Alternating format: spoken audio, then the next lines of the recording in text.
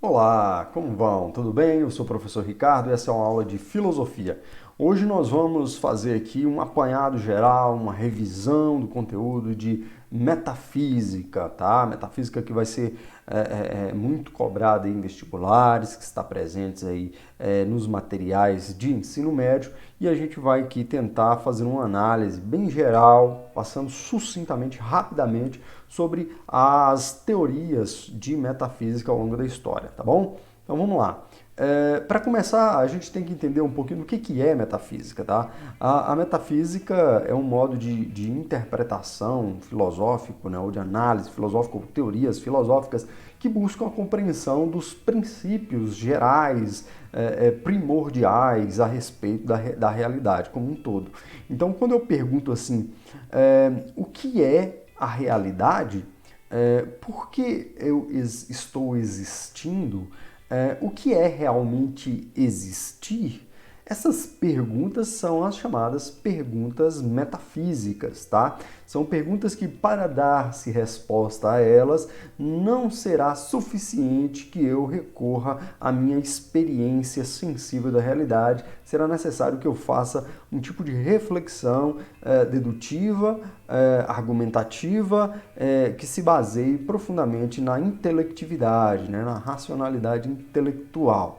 Tá bem? Então vamos passar aqui esses slides que eles estão presentes aí no material positivo, né, no sistema positivo de ensino, e eu vou passando aqui, vou recapitulando aí os pontos centrais da metafísica. Bem, a metafísica ela se manifesta de três formas ao longo da história, né?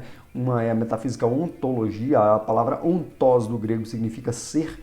Então, esta primeira metafísica, que é uma metafísica ontológica, uma metafísica que se interessa em compreender qual a origem do ser, como o ser surge, né? Entende como o pressuposto do surgimento do ser, a própria natureza, né? Então é necessário compreender o funcionamento e os processos de transformação da natureza para se compreender o próprio ser da natureza da qual deriva, né?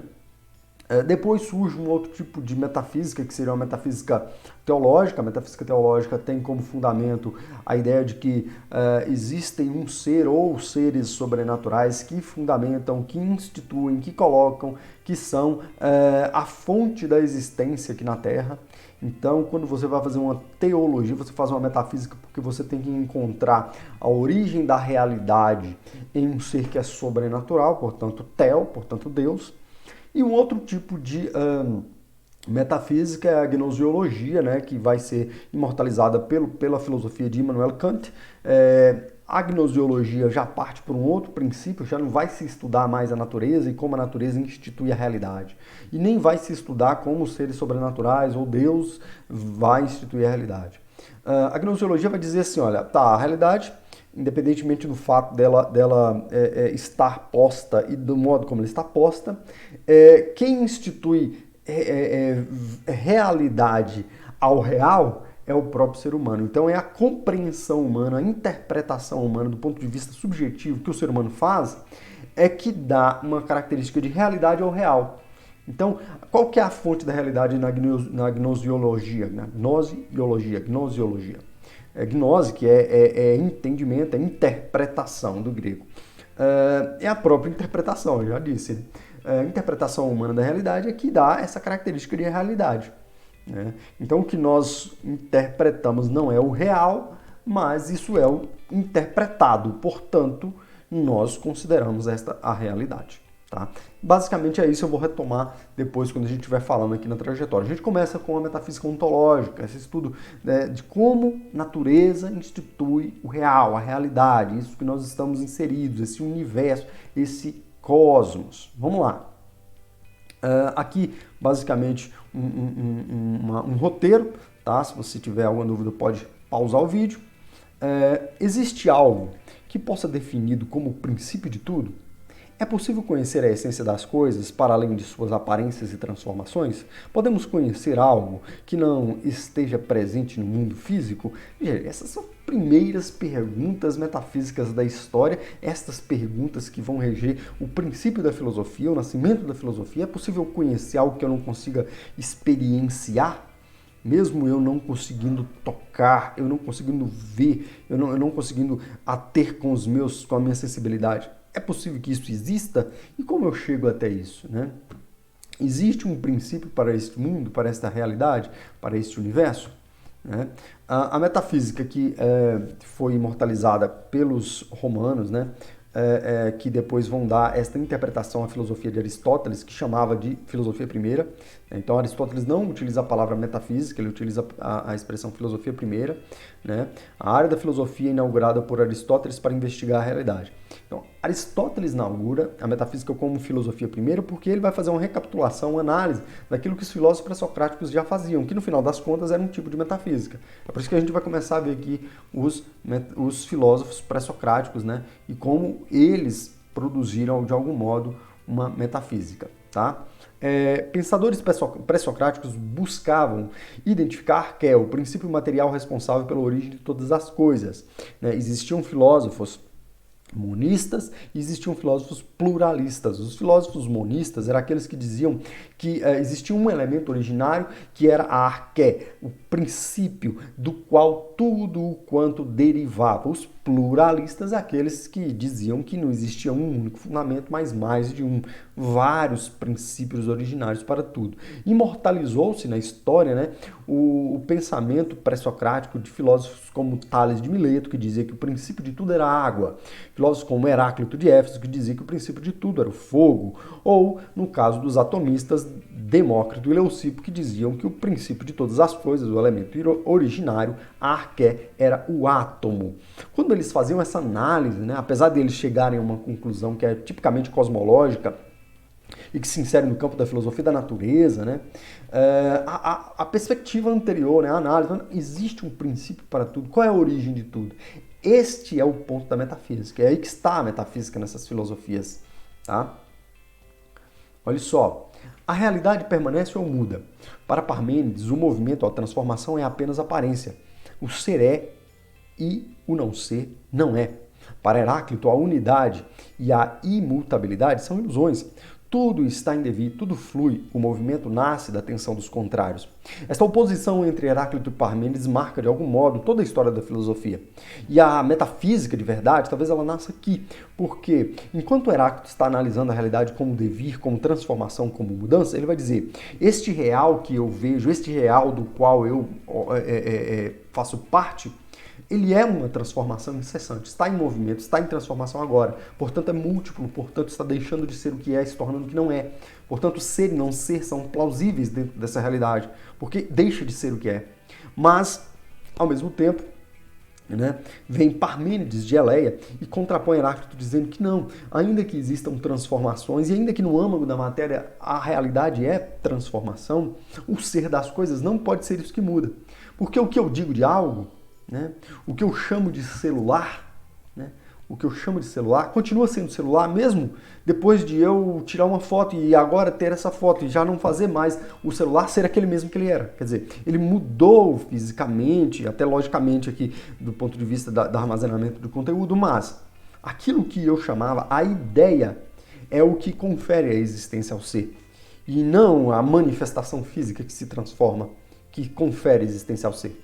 Então, enquanto Heráclito está dizendo que ser e não ser são plausíveis porque mudam, porque estão sempre em mutação e desenvolve dessa forma uma teoria metafísica que a gente vai chamar de mobilismo, o Parmênides de Eleia já vai dizer que não está em mudança, não existe a mudança. A mudança ela é de um ponto de vista da nossa percepção, que nós não temos capacidade de dizer se é verdadeira.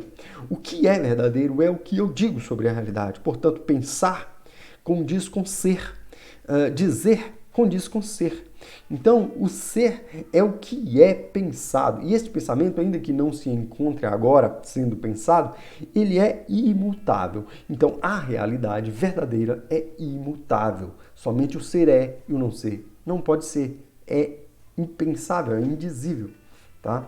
Então, desta oposição, essa dicotomia, essa via dupla de pensamento entre Heráclito e Parmênides vai fornecer material filosófico para praticamente toda a história da filosofia.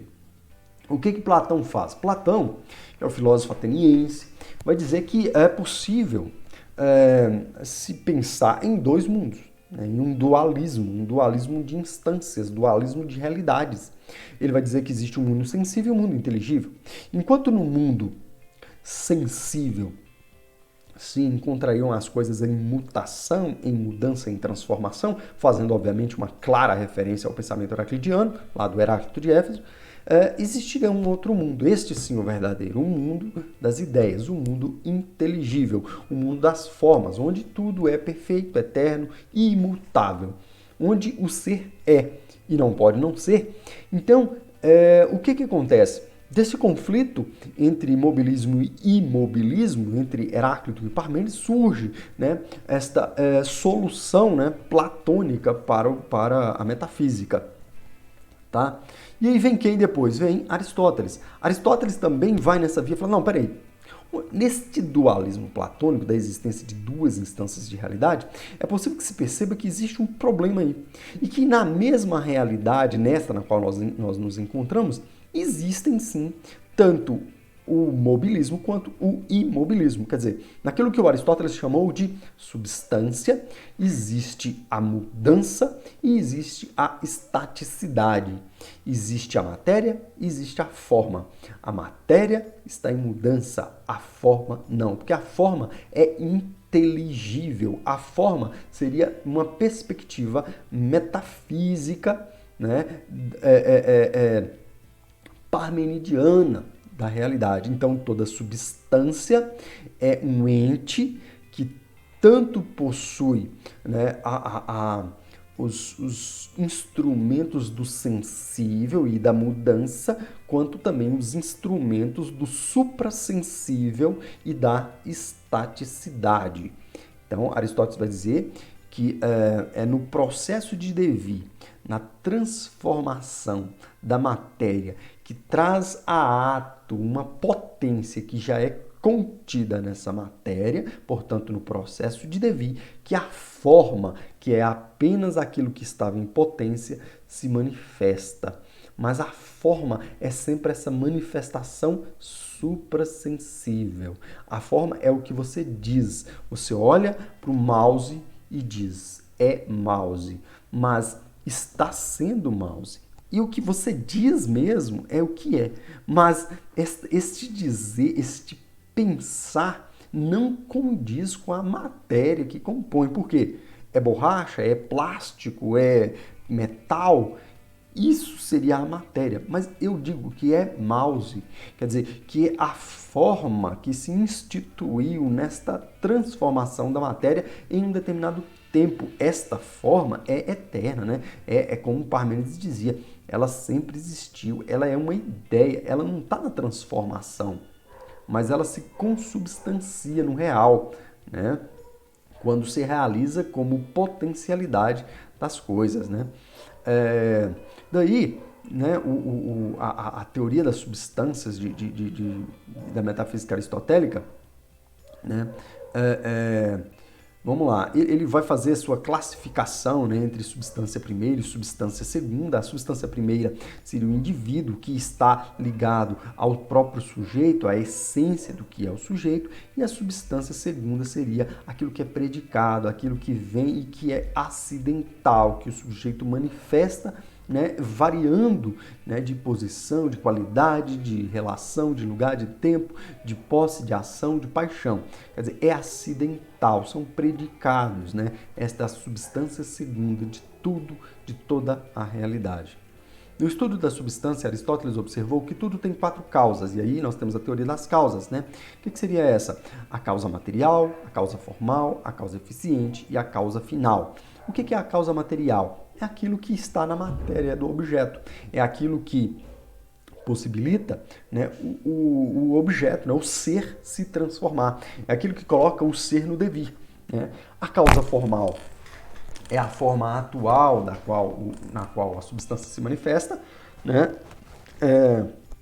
A causa eficiente é a força motriz, é aquilo que impõe o seu poder ou a sua força para realizar o movimento, para realizar a transformação.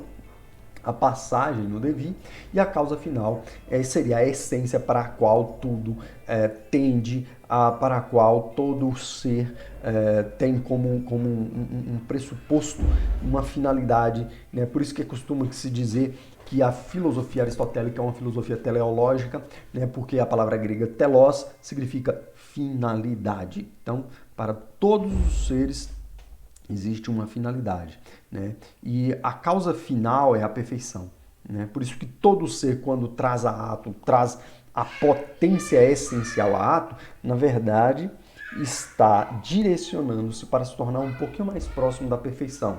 Nada que é imperfeito, que é contingente, que se encontra na transformação, pode se tornar um dia perfeito, mas pode se aproximar um pouco mais. Então, é necessário que exista a perfeição. E essa perfeição que existe é o motor de toda transformação, mas é um motor que é imóvel. Portanto, Aristóteles chama de primeiro motor imóvel, né? Que é a finalidade de toda transformação da realidade. Tá? E aí, gente, depois a gente tem a manifestação da metafísica cristã, seria uma metafísica teológica, né? A metafísica poderia contribuir para a reflexão a respeito de temas cristãos, como Deus, a salvação da alma humana, né? Na patrística, nos séculos II até o século VIII, essa datação ela varia, né? De historiador para historiador, historiador da filosofia, óbvio. As investigações da metafísica reuniram elementos cristãos, platônicos e neoplatônicos. Na escolástica, investigaram-se as relações entre a realidade e a linguagem, tema ligado à noção de universais decorrente da concepção aristotélica de substância.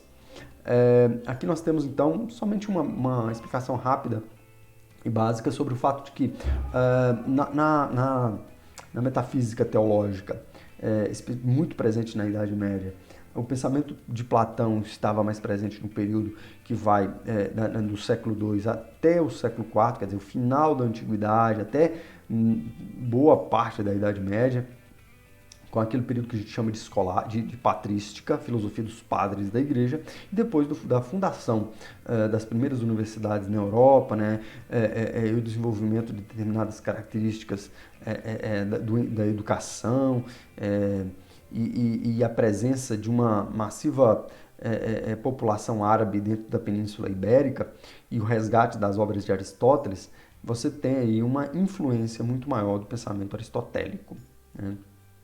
Quer ela dos universais. Durante a Idade Média, este foi um problema filosófico bastante recorrente, um problema metafísico, né? O que são universais? Platão era um realista, né? Platão acreditava que existiam formas universais que se encontravam no mundo inteligível, das quais derivavam-se os seres particulares que se encontram no mundo sensível. Tá? Então ele era um realista, ele acreditava que os universais existiam de verdade. Bem, na Idade Média esse foi um grande problema colocado por alguns filósofos. Peraí, os universais, eles existem de fato ou eles são somente nomes que a gente dá para esses seres para generalizá-los? Vamos colocar aqui, por exemplo, né? Este é um ioiô, né? Este é um ioiô particular, ele é preto. Este é um ioiô laranja, também particular. Este é um ioiô dourado, né? E este é um ioiô prateado. Vejam que são seres particulares, né? São seres particulares que se manifestam no mundo, né? Agora, existe uma forma ideal, perfeita, primeira e imutável de ioiô, né?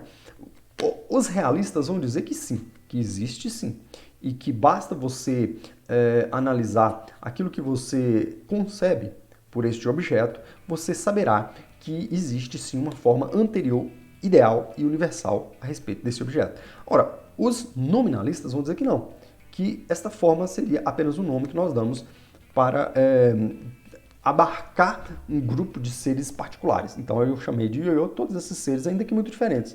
Assim como nós podemos fazer sobre todas as coisas, né? Sobre a maioria das coisas. Por exemplo, eu posso dizer que isso aqui é um celular, mas eu posso pegar um outro celular muito menor e dizer também que é um celular. Eu posso, né, seres humanos que são do sexo masculino, do sexo feminino, baixos, altos, né, de pele escura, de pele clara, de cabelo louro, de cabelo escuro, né, velhos, jovens, né, e eu reúno todos esses seres particulares sobre a alcunha de ser humano, né? existe então um ser humano? A ideia, primeiro, ser humano, existe ou é só um nome que nós damos? Né? Os realistas vão dizer que existem, os nominalistas vão dizer que não, que são nomes genéricos criados por nós próprios para dizer o que essas coisas são. Né? Mas vamos lá.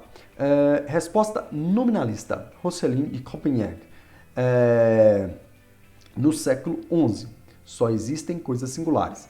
Logo, os universais não passavam de nomes, palavras vazias que nada indicavam na realidade. Olha lá. Resposta realista, de Guilherme de Champollion. No século XI também. Os universais existem como coisas, res, que é a expressão em latim para coisa. Logo, cada ente individual é um acidente de uma res universal. Recapitulando aqui o pensamento de Platão. Resposta conceitualista, de Pedro Abelardo, do século XII. Essa tendência conceitualista que foi menos importante do que o nominalismo e o realismo. Tá? Os universais eram conceitos, palavras que nomeavam predicados dos sínolos, ou seja, semelhanças entre coisas. Estes conceitos permaneciam no intelecto, mesmo que as coisas nomeadas deixassem de existir. Então, o que o conceitualista quer defender?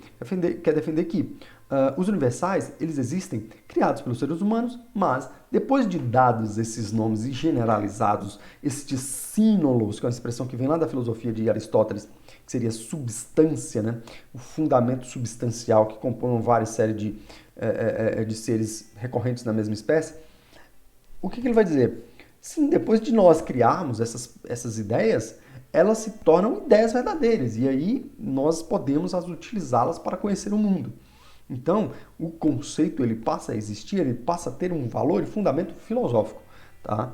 Então, conceitualista. Resposta tomista, né, de São Tomás de Aquino.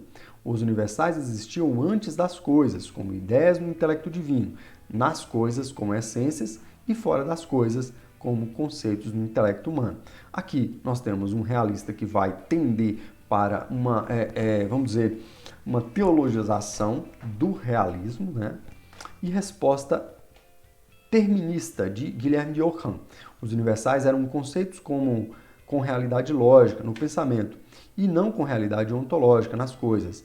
Eles surgiam nas proposições lógicas, ou seja, em frases que afirmavam ou negavam um predicado de um sujeito expressando conhecimento sobre a realidade. O Guilherme de Ockham, que é uma derivação do nominalismo, vai dizer que esses conceitos eles passam a existir de forma lógica, mas eles são conceitos da linguagem e não conceitos ontológicos, eles não têm existência em si mesmos. Portanto, o Guilherme de Ockham vai se opor profundamente ao realismo, tá bom? E aí nós vimos então para a metafísica moderna, as coisas começam a mudar bastante.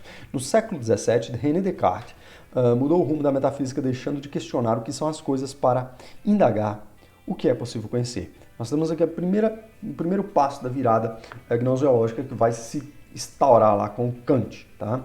Hume afirmou que a metafísica é apenas um palavrório fantástico, pois os seres eram contingentes e isso impossibilitava um conhecimento universal. Para ele, o princípio metafísico da causalidade resumia-se ao hábito de encadear fatos como se fossem causas e efeitos. Gente, o que nós temos aqui?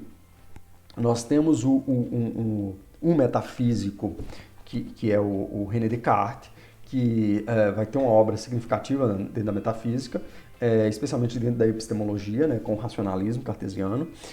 E de um outro lado nós temos o David Hume, que é um empirista, e que vai ser, de alguma forma, um resgate de uma filosofia helenística do final da antiguidade, chamada de ceticismo, que vai dizer que a metafísica, na verdade, nada mais é do que o modo de interpretação que nós fazemos da realidade, uma tentativa de romantizar a realidade. E que tudo o que nós podemos conhecer são formas típicas humanas de conhecer a realidade, que, portanto, não seria possível conhecer nada de verdade do mundo.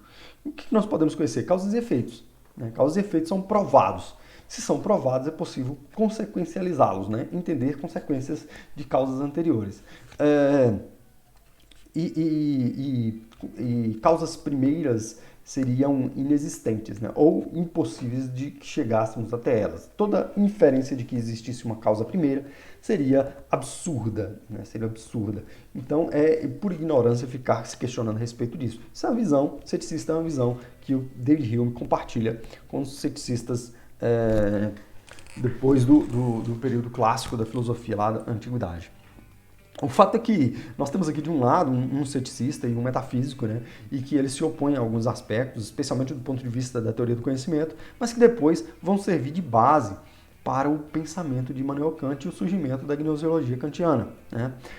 Podemos conhecer as coisas como elas são? Até a modernidade, os pensadores da metafísica pretendiam alcançar conhecimentos universais sobre os números, isto é, sobre a coisa em si. A palavra número é uma expressão que o Kant utiliza para dizer que é um ser em si próprio, quer dizer, aquilo que o ser é de verdade, mas que eu nunca vou poder alcançar, eu nunca vou poder chegar até ele, porque tudo que eu conheço da realidade, como o Hume dizia, são perspectivas. Eu conheço uma perspectiva da realidade, eu não conheço a realidade em si mesma, porque eu não sou um ser sobrenatural capaz de enxergar a realidade em todos os pontos de vista, em todas as perspectivas possíveis. Então, que conhecimento que eu tenho da realidade? É uma realidade um conhecimento perspectivista, quer dizer, subjetivista, uma parcela do que é a realidade. Mas então eu não conheço nada? Não, sim, eu conheço. E é, na verdade, esse ser que eu conheço da realidade e essa parcela que eu conheço da realidade que é o que eu chamo de realidade. Porque eu não posso dizer que exista outra, porque eu não sei. Nenhum ser humano é capaz de saber. Toda conjectura, todo raciocínio, reflexão sobre o que está além da percepção humana é fajuto, é falso, não existe. Né? Porém, segundo Kant, os sentidos e a razão teriam acesso apenas aos fenômenos. Então, o que o Kant chama de fenômeno?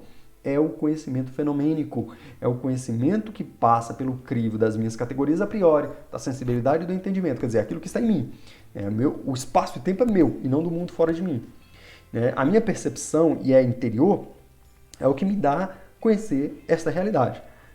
Não existe nenhuma outra realidade fora dessa, porque essa é a única que eu conheço. Porque essa é a única que me é possível conhecer. Tá? Ou seja, as coisas tal como lhe aparecem, organizadas pelas estruturas da sensibilidade e do entendimento humanos. Para Kant, o conhecimento universal, pretendido pela metafísica, dependeria da existência de juízos sintéticos a priori. Os juízos analíticos eram apriorísticos ou a priori, anteriores à experiência. Sempre que você escutar essa expressão a priori, é antes de experiência. O juízo analítico, ele acontece antes de você experienciar qualquer coisa. Explicitavam predicados contidos nos sujeitos, mesmo sendo universais e verdadeiros, não produziam novos conhecimentos. Um juízo analítico, a soma dos ângulos de um triângulo é 180 graus. Acho que é isso, né? Não sei. Mas se for, é um juízo analítico, não acrescenta nada. Então, o triângulo tem 3 lados, não acrescenta nada. Eu não preciso recorrer à experiência para me dizer isso. Os juízos analíticos eram empíricos. Aliás, os juízos sintéticos eram empíricos. Eu posso olhar e dizer, este objeto é laranja. Eu não poderia inferir isso, não poderia chegar a essa conclusão sem experienciá-lo, sem tomar como experiência. Dependentes da experiência para acrescentar predicados aos sujeitos, logo não eram universais nem produziam conhecimentos seguros. Por quê? Por que não conhece, não chega a um conhecimento seguro quando eu digo que isso é laranja? Porque é laranja para mim, né, gente? Laranja para mim. Essa é a minha perspectiva desse objeto. Talvez para um ser com outro tipo de olhos, para os olhos de um cão, seja de outra cor. Então, os juízos sintéticos, eles são empíricos, a posteriori, depois da experiência, mas eles não conferem conhecimento novo, somente aquilo que já me é dado. E os sintéticos, a priori, seriam anteriores à experiência e ainda assim capazes de acrescentar predicados aos sujeitos, poderiam produzir conhecimentos universais e seguros, mas somente sobre as estruturas da razão. Isso derrubava a pretensão da metafísica ao conhecimento dos números. Veja bem, o que o Kant está dizendo é que é possível que ainda que eu conheça o mundo de forma sintética, por exemplo, dizer que o triângulo tem 3 lados, eu posso chegar a algumas outras conclusões, como, por exemplo, o Teorema de Pitágoras, a soma dos quadrados dos catetos é igual ao quadrado da hipotenusa. Eu não preciso ir para a experiência para chegar a essas conclusões, né, a respeito do triângulo. Mesmo que este conhecimento seja sintético, né, mesmo que esse conhecimento seja a priori, né, sem a experiência, ele é sintético. Ele é um conhecimento que acrescenta informação, ele dá predicado, né, ele dá predicado ao conhecimento, né. E aí ele vai dizer que, né, o ser humano é capaz de realizar isso sobre a realidade. Conhecimento verdadeiro científico deveria ser assim, né? Juízos sintéticos, a priori. E aí, acabou a metafísica? Bem, alguns vão concordar com isso, né? A crise da metafísica ela vem no século XIX. Tá? Filósofos como Nietzsche, como Heidegger, como Schopenhauer, como Kierkegaard, como depois Jean Paul Sartre, né? Filósofos que vão dizer que pensar metafísica é muita ignorância. Por quê? Porque pensar metafísica é deixar de se preocupar com o que verdadeiramente importa, que é o fato de você estar aqui agora, que é o fato de que você é o que você é, que é o fato de que você sente, que é o fato de que você tem medo, que é o fato de que você tem desejos. E toda metafísica, para esses filósofos, seria uma forma de implementação sobre o ser humano de alguma forma de moralismo, né? De heteronomia, quer dizer, de criar regras para que os seres humanos vivam conforme aquelas regras. Porque já estaria pré-estabelecido um modelo de vida, né, pré-posto, né? E aí a gente vai falar um pouquinho do Nietzsche, rapidinho. Nietzsche condenou a crença de que seria possível alcançar a verdade por meio da metafísica. Também discordou da visão de mundo cristã e da proposta kantiana de instituir a metafísica dos costumes em uma busca moral universal, já que Kant propunha, assim, através dessa lógica do ser humano como centro metafísico da realidade, de encontrar um imperativo categórico, quer dizer, que o ser humano seria capaz de produzir regras perfeitas, verdadeiramente infalíveis sobre a realidade, né? E óbvio que Nietzsche vai ser um anti-metafísico ferrenho, né? O peso na consciência. Nietzsche afirmou que crenças metafísicas, como a da existência de uma realidade além daquela que se percebe, e a de que os valores morais são universais, levavam a uma atitude de renúncia às forças e aos instintos. Essa seria uma carga pesada, da qual o ser humano deveria se libertar. Obviamente fazendo uma crítica clara ao platonismo, né, e a toda tradição, principalmente cristã, que deriva deste dualismo platônico, e a ideia de que existem sim regras universais, de que existe sim uma verdade que ultrapassa essa nossa condição humana, que é exatamente o que eu estava dizendo, né? Nós perderíamos a oportunidade de pensar em nós próprios, de pensar em nossa realidade própria, em nossa condição imediata. Isso seria terrível para o Nietzsche, né? Edmund Russell, né, que vai dizer que não existindo a metafísica e ainda que estivéssemos em uma necessidade, um desejo de busca metafísica, o que nós deveríamos fazer é colocar entre parênteses, é realizar a epoqué. Esta é uma atitude que já estava presente em alguns filósofos da antiguidade, como os cinistas, que praticavam a epoqué, e também os ceticistas, né, que praticavam a epoqué. Não, peraí, muita coisa se afirma sobre tudo. Vamos colocar isso entre parênteses, ou nos colocar entre parênteses, né? Essas crenças do cotidiano, vamos colocar isso fora da análise que se faz agora e começar a analisar o mundo a partir do que nós somos agora.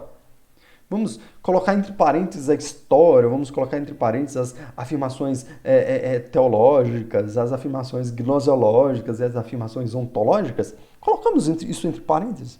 Vamos falar assim, não, mas e o eu aqui? E a intencionalidade da minha interpretação do mundo agora, né? E aí surge, então, com o Edmund Russell, uma corrente de pensamento filosófico que se torna muito forte na contemporaneidade, que é a fenomenologia.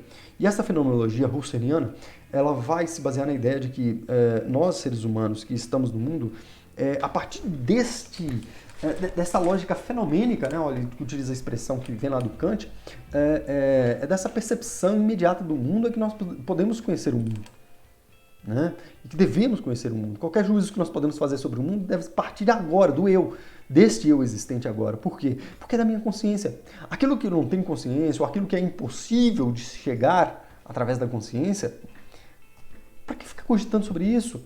Né? Todo tipo de reflexão sobre aquilo que se encontra para além da capacidade de percepção e consciência é falso. Né? Aqui nós temos então uma ontologia contemporânea. Né?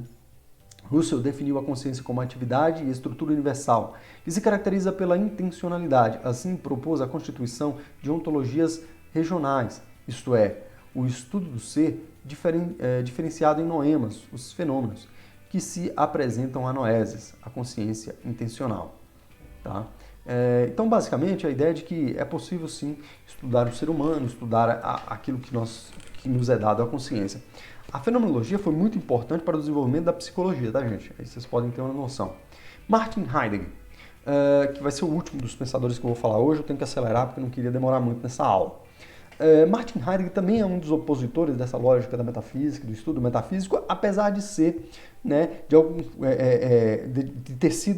de ter estudado junto com Edmund Russell, de implementar e de praticar um método fenomenológico russeliano.